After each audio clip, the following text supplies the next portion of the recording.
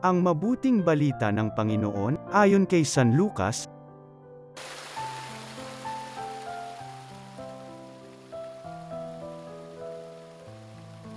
Nang dumating si Jesus sa Nazaret, sinabi niya sa mga nasa sinagoga, "Tandaan ninyo, walang propetang kinikilala sa kanyang sariling bayan.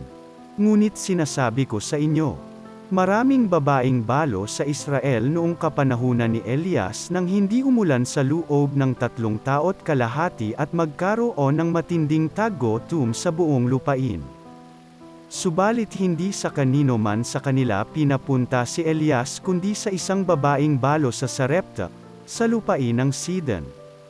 Sa dinami-dami ng mga kitongin sa Israel noong kapanahunan ni Eliseo, walang pinagaling isa man sa kanila, sinaaman pang taga-Syria ang pinagaling."